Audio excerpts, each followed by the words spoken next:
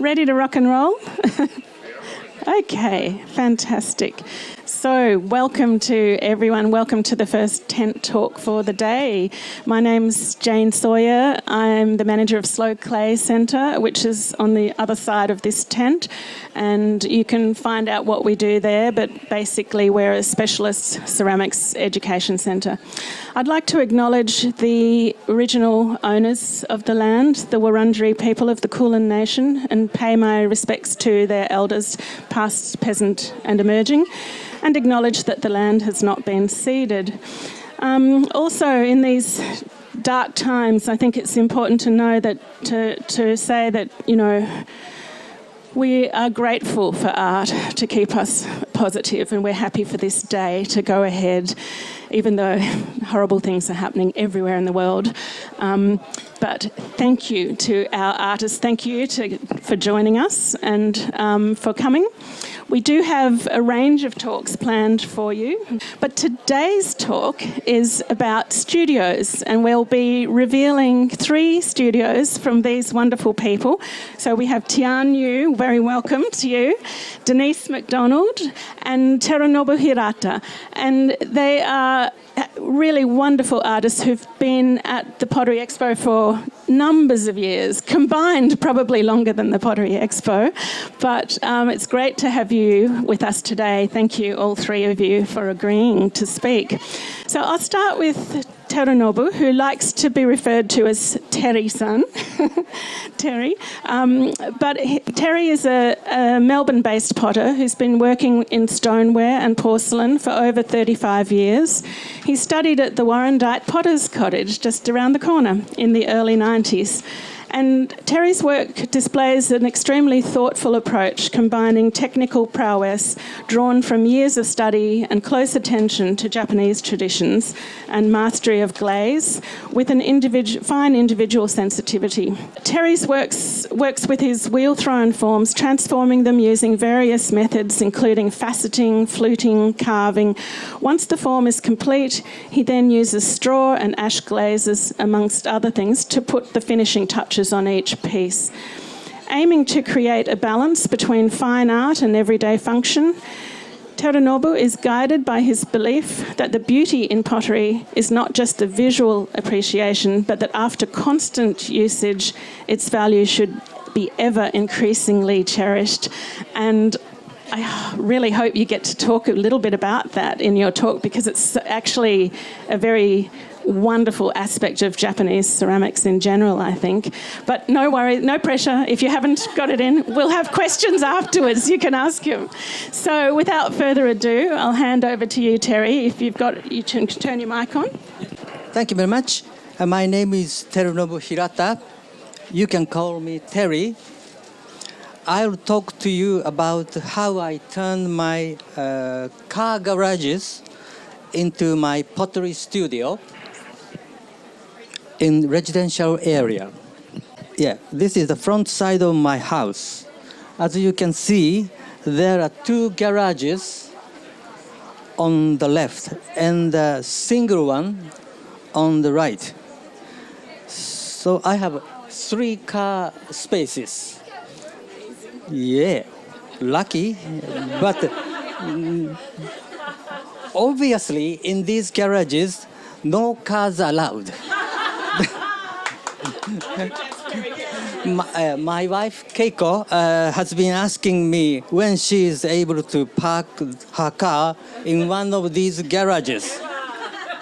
But I don't think that will ever happen. Sorry, Keiko. This is a photo of my gas kiln, propane gas, you call it. My gas kiln interior size is 15 cubic feet, which is quite big for a single potter. Yeah. I use gas because it's easier to get the reduction firing, which I like. Most of my firing is in reduction. In residential area, there are some regulations on how to, when you're setting up a kiln. You have to ask the local council. Each council has different rules. And for example, a kiln chimney needs to be away from the wall of the house in certain length. Yeah. During the firing, upstairs where my son's bedroom is, not here, here, that's where my son sleeps. And although it is not directly on top of the kiln, it gets really hot, sometimes unbearable, especially in summer. It's really hot. Yeah. But it's never caught fire. So been lucky so far. Yeah. But if you follow the rules of the local council regulations, there's no trouble. This is where I keep drying work and biscuit work on the shelves. The buckets for glazes, clays, new and old, and chemicals are kept here. I keep all the scrap of clays in separate baskets in wet state, so I can easily recycle them. I used to have a pug mill and a slab roller, but I got rid of them because they are huge, big, and taking up a lot of space, and I rarely use it. So I got rid of them. I can easily manage without them now. This is the view of the single car garage on the right side, not where the kiln is, the other side, the other car garage. Wheels, shelves, workbench, small desk, tools, more buckets, and clays are stored here. This is my usual working area. And next one, I have 3 wheels for myself. I'll explain why. The first one is for stoneware throwing, only for stoneware. There is a mirror in front. For each one of the wheels, there's a mirror in front. You can see what you are doing from the other side. For example, checking your posture, movement of your action, coordination of your hands. And looks more roomy, my narrow space looks bigger. And the next one is the second wheel, is for mainly turning foot and bottoms of the work. I set up a frame like this. Can you see the frame here? Like this, enclosing the wheel in order to keep all the scraps of clays into the wheel tray. I made it from polystyrene. Is that right? Polystyrene. Yeah, a foam. Yeah. And the timber frame attached with a tape. Yeah. And this is the round one in the middle is a grinding disc to smooth out the bottom of work. Yep. And the next one, the third one for waxing the foot, and also for porcelain throwing. The reason why I keep this wheel for porcelain throwing is I don't want any other clays, such as stoneware, to be mixed with the porcelain. With 3 wheels, I can be more productive. I can proceed with 3 or more projects going at the same time. Keep myself always on the go. Here are more glazed buckets, test pieces.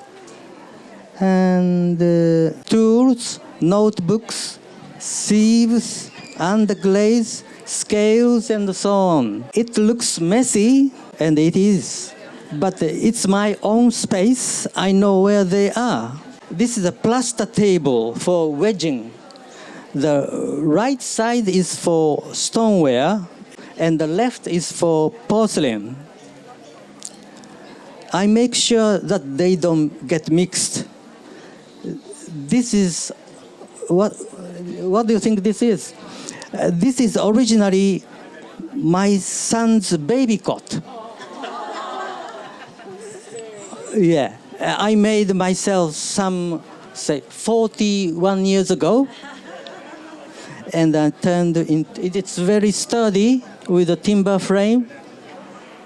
And yeah, when he was born, I made this with a, what do you call, the timber frame. It's very good. Now about the glaze spraying kit. This is an old vacuum cleaner reversed into a blower with a plastic connection, plastic bottles, plastic spraying bottles at the end. It's a very good idea for me. Very easy to change glazes and cheap, and washing is easy. Fill it with a glaze, with the lid on, and connect and start. Garages do not have a supply of water. No water tap, no basin, so I got a plastic container like this one. Here, this used to be a vinegar or a detergent container I got from my old workplace. Used to be a chef, so I worked in the kitchen. So I use a lot of buckets and right. I use them for boxes, buckets, and yeah, like say large miso buckets is for, yeah, very good. That's really good. That's plastic ones for glazes. For a large volume of water, not small like this, I can always get a supply in a bucket from the water tap located just in the front garden. This is a hake I made. Hake is a straw brush. Usually white slip is used. The top one is a broom, just ordinary broom, a straw broom. You can use it as a large hake, but I never done it. You can make different sizes of hake using this large broom tied with wire to suit your needs. Now here, how I work. You can see the process how I make this faceted piece. I call it wave faceted. I don't know whether it's a right word or not, but I call it wave faceted. I use different types of curving tool when work is rather hard. So it's the curving is sort of done up until here. It is really a fun part of my pottery making. You turn simple round form into a flowing shape. Now, red calligraphy ink is used for lines of this work.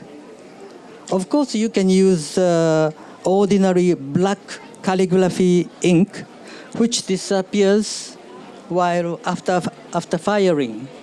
Now, I would like to show you some of my work. This one, I call it a pale moon wave faceted vase. And the next one, this is the copper green is applied. Copper green is in Japan, it's called oribe, fluted oribe copper green vase. copper turns green in oxidation. Now, next one, and the last one, carved nuka glaze vase. Nuka means rice bran. Its color is soft white. My choice for this vase is a checkered pattern. Yes, that's all. Thank you for your attention. Thank you, Terry. That was lovely. It was a great insight into your studio, and I think it's a great example of how to be resourceful. You take the garage, all of them. Very good, wonderful. I'd like to introduce our next speaker, Denise McDonald. Denise hails from Sydney, so she's come a long way for this weekend. And she began her ceramic path when living in Melbourne by completing a diploma of ceramics at Holmes Glen TAFE in the mid-90s. Back when TAFE ceramic courses were 2 years of full-time study, 5 days a week. Don't we miss that? So she worked for a Melbourne production company called Tabletop Ceramics for a short while before heading to England to do the Dartington pottery traineeship, which would have been amazing. After that, she worked as an assistant potter to Louise Gilbert Scott in Bristol in the UK. And while in England, she got sidetracked into working for a bank, but finally set up her current studio, thanks probably to the banking career, in Sydney in 2009. Denise makes functional tableware from various stonewares. She uses an unusual slab throwing technique as well as traditional throwing and slab building to make work that utilises texture and bold colour. Could you please join me in making Denise very welcome? Thank you. Can everyone hear me? I've got such a soft, meek little voice. Okay, first slide, please. So that's my house in suburban Sydney, eastern suburbs. It's a house that's been in my family for 5 generations now. I grew up in it. Pretty unusual, that sort of thing now, these days.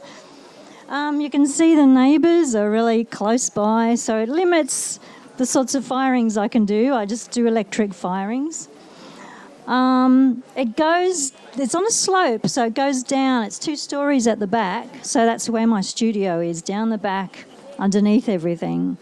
Okay, now the next slide is a video, so I'll just be able to sit back and relax and just let you watch the video. Hiya! Welcome to my home and studio. Let's go down and have a look.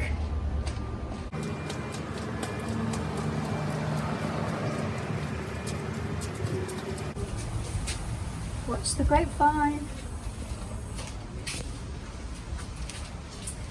So half of my workspace is outside actually because it's such a small room I've got. So my kiln's out here. This is Big Red. I can't show you inside at the moment because it's firing. It's getting pretty hot.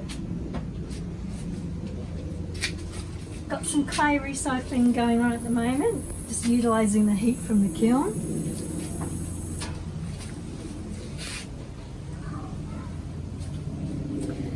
So this is basically my glazing area. I do pretty much all my glazing out here and mixing of glazes. I make big 20 litre batches at a time, mix up all my own glazes. All the glazed materials are kept in here.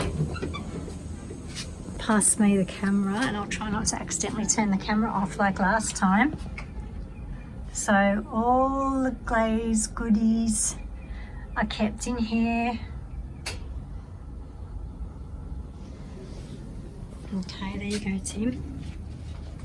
And so let's enter my studio room.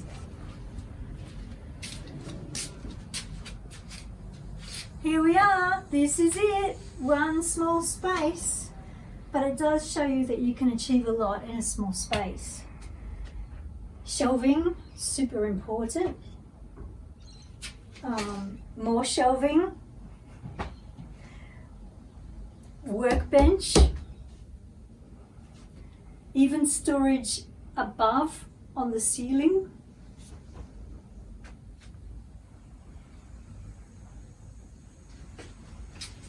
And just little things like using the wheel as another work surface. Bit of marine ply. My favourite thing, pieces of marine ply. This is my Bunnings mini greenhouse. Fantastic wet cupboard to slow dry things or keep them damp. What else? My list of things that I need to make. The workbench at the moment is full of work that just came out of the kiln this morning. I have to sand all the bases.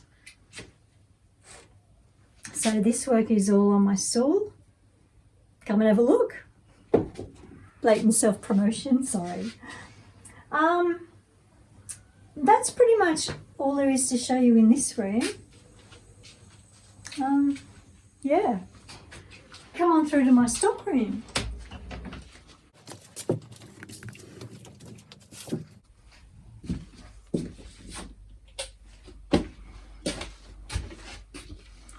And here we are in my stock room and storage room. So this is where all the effort ends up.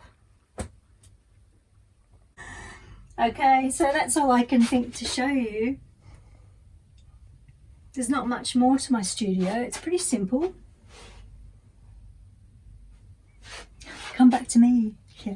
Okay, so I hope you liked seeing my studio. Bye.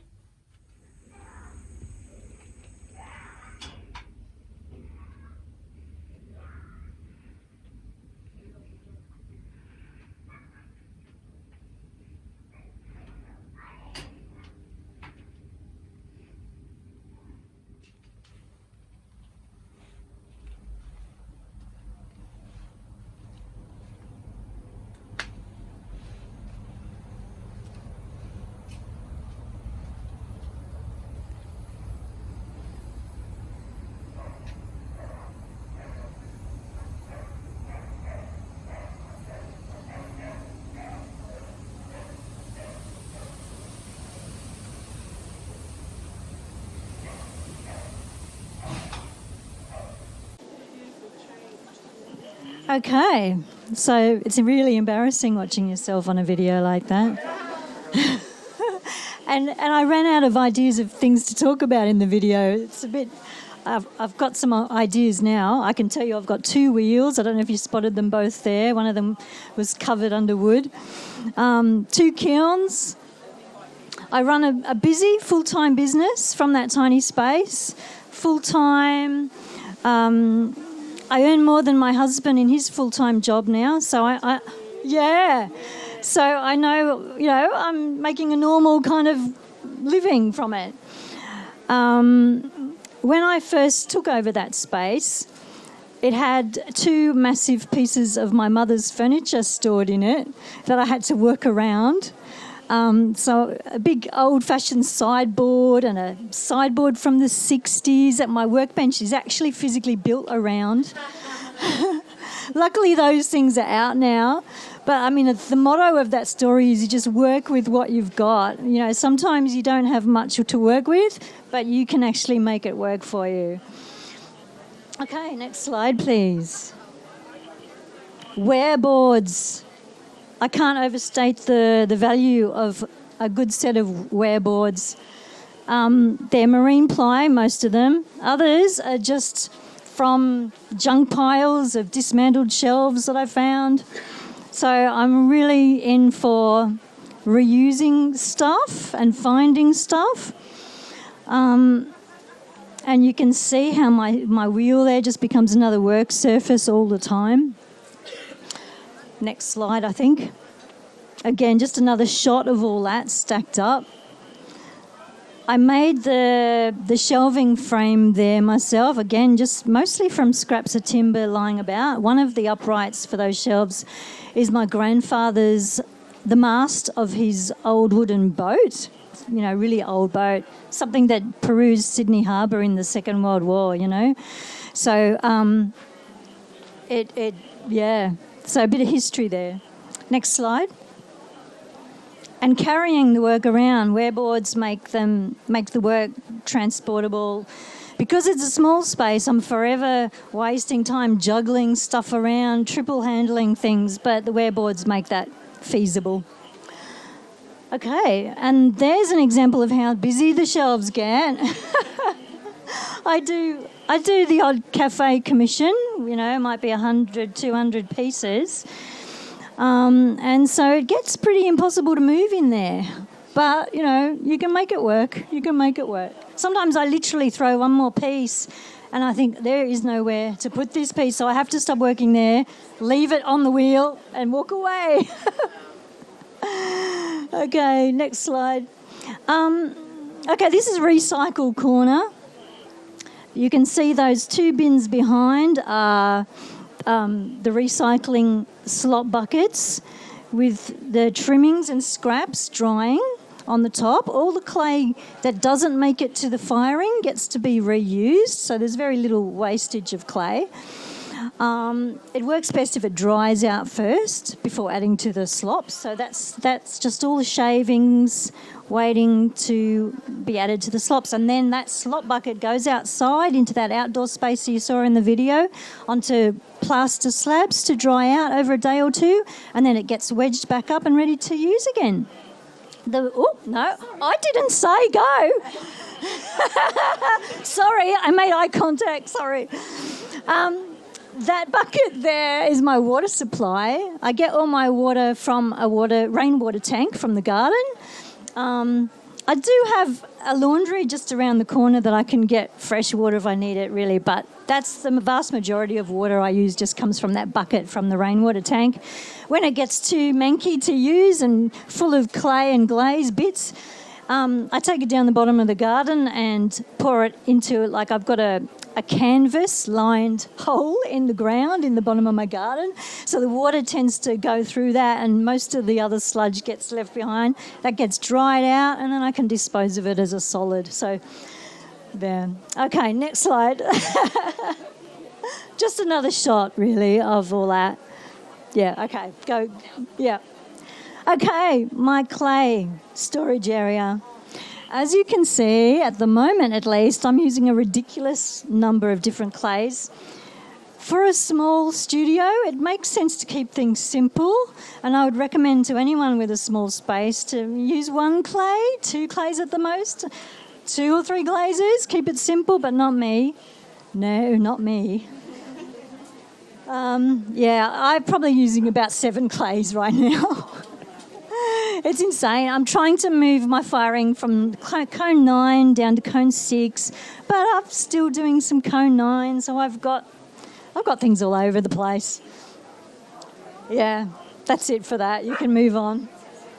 Okay, that's my flannel flower glass in our house. I've included this slide to just show you the connection my work has to my house and my place of work. It's a 100-year-old glass, textured flannel flower pattern. I made a plaster cast of this window, and so now all my work that you'll see over on my stall is covered in this pattern. I'm a bit obsessed with it.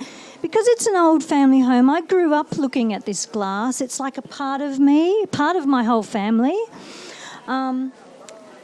So yeah, that's next slide. Don't need to say anything more about that. There's some examples of the work, and so you can see the flannel flower pattern there. Next slide. Now that's a photo that some of you might recognise. I don't know. It's on the homepage of the Australian Ceramics Association website. And it won one of their photography competitions a few years ago, one of their first ones, I think, in the Journal of Australian Ceramics. The theme was studios, so that's why I've included it here, because it's like the best photo I've ever taken in my studio. I really wanted to use the cluttered, crowded nature of my studio to sort of make a statement in the image. This is back when I had those big pieces of furniture of my mother's stored there. So my wheel had to literally permanently be in the centre of the room, and all my work would just kind of crowd around me. They also use this for one of the marketing images for the National Open Studios event that the association does. So it was a postcard that went out all over the place. So I was quite happy with that. And I think that there's one more slide. Oh, no, that's the last slide. Yeah, every studio should have a studio cat or a studio dog. My preference is for the cat. He leaves me alone most of the time, except for at dinner time, where then he gets right in my face and won't let me continue working. Yeah, and that's it, I think. So thank you for listening. Thank you, Denise. That was so interesting. I can't believe we've got a baby's changing table at one end and your grandfather's yacht mast at the other end. It's amazing. And what have you got for us, Tian?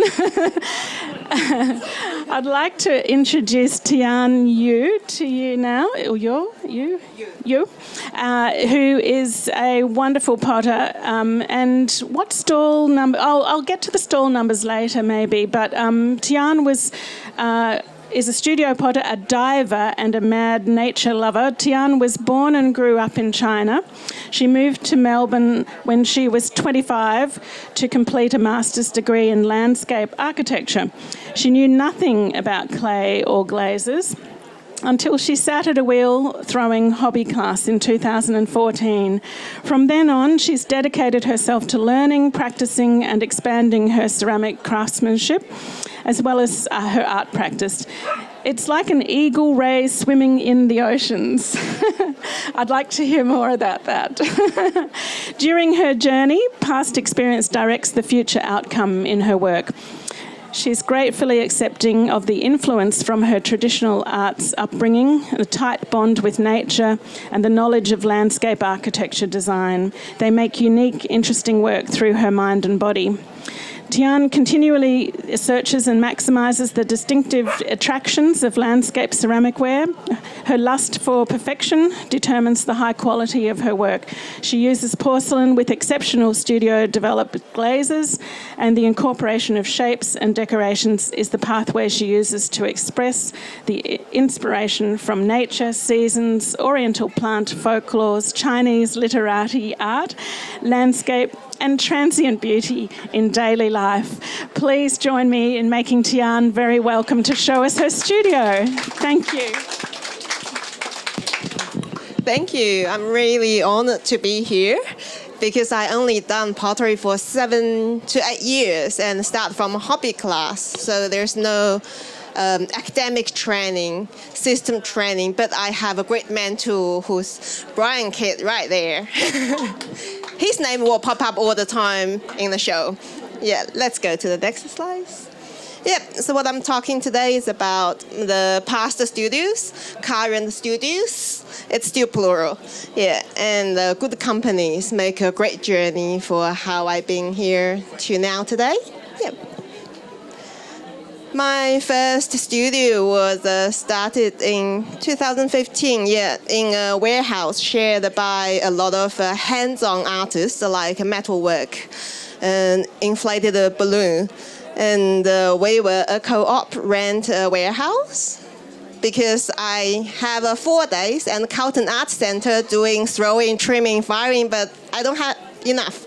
So rent that space for the rest of the days of the week. And yep, I only have a wheel, pretty much. And all the other furniture is fine on the street, except husband made the bench, very steady. Next one.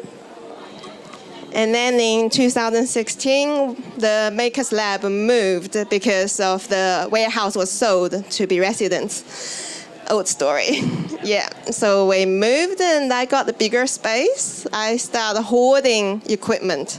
I wasn't really using them there. I mean, out of my second wheel, which is a Vanco wheel from a retiring potter, that was heavily used, but I hoarded a 3-phase kiln in the time. I hoarded a pug mill, the air pug mill in the time, But because the space we're having have a heavy iron dust in the air, so it's make recycling clay or a very difficult challenge. So I didn't really using them there, just park them there. And I was doing all the clay recycling and firing, bisque firing, travel them all to Brian. Yeah. Next slide. So now it's my current working practice. I have a shed at home now, which doing the throwing and stuff. And I'm still doing the bisque firing in the maker's lab now, just to shorten the distance I need to travel the greenware, and also to be able to run multiple trips if I need to go there. And at 12 a.m., I don't have to knock at Brian's door or go like, hey, I need to do a bisque firing. Yeah. And I still go into Brian's for the glaze and glaze firing for the majority of my work for now. Next slide. That is my home studio. It's an old shed given by Brian. We took it down from his backyard, put it back to our backyard, and crooked. So there's double roof on it because the original roof doesn't run nice slope anymore. But it's a good insulation. Double roof, keep the heat away. Positive looking. Next slide. That's the start of the day. Move the bucket away, move the chair away, put the board down so I can pack the clay. And then that's all the clay for packing prepared. After the clay packing down, and we can move to the next slide. We go into throwing. So I got the cut clays on the left-hand side on the bench, which is the same bench from the first studio. And then throwing it, put onto the shelves I have in that corner, which is an instrument display shelving from an instrument shop who sold it secondhand to me. Very steady, very good one. And yeah, and that's all the water, almost all the water I have, because I don't have glaze in the studio. So I actually can wash everything with clean clays, and I actually reclaim the slugs down the bottom of the bucket. Yeah, and I do have a dirty bucket. I call it dirty bucket water. That's the one for washing anything got dog hairs or floor dust or whatever on it. Yeah. Next slide. Because it's so tiny, and so I have to spend some time to be creative of how I shelving them. Have a great boards on shelf is dream for me in there. Yeah, so when I have to thinking about how to stack them on shelf of the shelf, or when they leather dried in bowls, I stack them with clay package plastic sheets. So I just put one into each other and then wrap them all together till I'm ready to trim them. Yeah, so that's actually have a requirement. My bowl have to be able to stack from the very beginning of the size. And also they have to stack back after they trim, that's all. So your workspace affects your design. It does. Yeah. Next one. That's how I do the turning of the flat base work, which the round green thing, it's a plastic bucket cut off the base and then just clamped onto the wheel. It's not my original idea. I saw it somewhere by someone. Yeah, and I thought that's a great idea. It's keep almost 99% of the trim off. The only bit left is the one get onto you. So if you have something catching in between your leg, you got 100% pretty much. Yeah. Yeah, that's okay. And then that's the little metal workstation near my entrance of the door. I make all my turning tools. They are made with the packaging metal strap you can find on construction sites and the road work sites. Yeah, just to go around the natural strips, and you will find a great thing. And most of the tools are borrowed, pinched, or sourced by my beloved husband.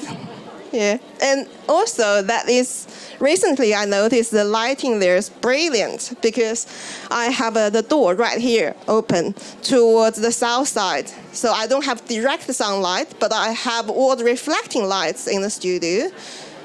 Quite a stable light for art studio or art drawing series. So put a wood board over the center and the plastic container, and throwing onto a backdrop cloth and arrange your work. Yeah. Work out well there. And yeah, tools. The longer I'm in this game, the more tools I get. And recently got that system I'm so proud of from Bunnings, just stack on top of each other. So when that's cutting tools and trimming tools and imprinting tools. Some throwing tool I don't regularly use, and all the other old bits I can fit in there. Yep. Next slide. That is in between grainware to drop to my studio for bisque firing. So how to pack the boxes, how to fit in my little hatchback car, and how to run less trips. That's all affect my work too. And I make more cups which can fit on the whatever the veggie box is, which is a nice size. They not compromise your design, but you think about that's more fitting, so you can stack them on top of each other, leave the bowls on top, and yeah, that's will travel to my studio when they as green as possible. Here is my little room in Maker's Lab now, and 3.5 meter wide, depth about 2 meter and a bit. You will see how narrow it is. Yep, that's how you get in the door. Only one person allowed, and I can't put more weight on. I will have problem there. Yeah. And that's a view from the door entrance. Homemade shelf with Nature Street sourced boards. They are for just drying my work. They're ready to load in the kiln, which is a Scout kiln. Probably I sourced it second hand. Yeah, working very well. 3-phase. And that's bucket, same thing. Clean water, dirty water, and then I have glazes as well. During the lockdown, I can't go to Brian, so I thought maybe I should have to start being independent someday. Yeah, so there was some glaze testing starting in that studio. Next slide. That is when I load the works on to dry. I put the box on the top of the metal tin shelf here, so I can unload them onto the shelf. And yeah, after I finish, I have to take that box away and put another box in from the car. And when I do glazing, put 2 buckets of glaze, which is the one you don't use, and then take one board, put onto the bucket, 2 of the buckets, and then glaze them, finishing them, put onto the shelf. Yeah, very narrow. That is a luxury place. That is Brian's studio, where I do most of the production glazes. So my glaze method is mainly pouring or dipping. Yeah, so I just sit there with a bucket of glaze ready, with boards of work laid out. Yeah, that's just heaven. Yeah, that's another view of the heaven. Up the cloud. That's Brian's big kiln room. So it have a kiln there, have another kiln behind the wall, but have a shelf on the opposite side of that kiln too. So it's helped to loading the kilns when you just shelving them there. Yep. And yay, thank you very much for here. And I'm not done yet, but sorry for misleading you. Yeah. But I would like to say it is a great journey of this last 7-8 years. So many people supported, like my husband was like physically laboring and sourcing out the measurement of shelves and all the tools I sourced second hand. You can see the previous owner have difficulty to depart.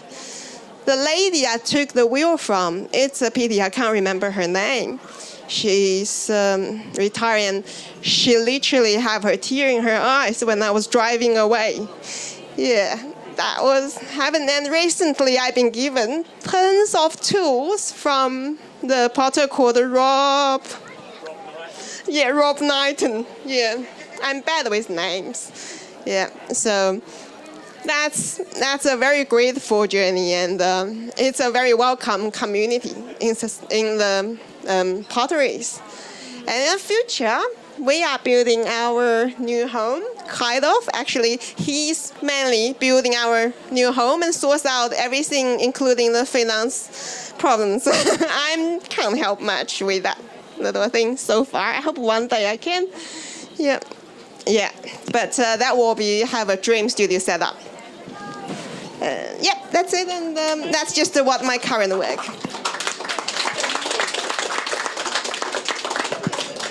Thank you so much, and thank you to all of you.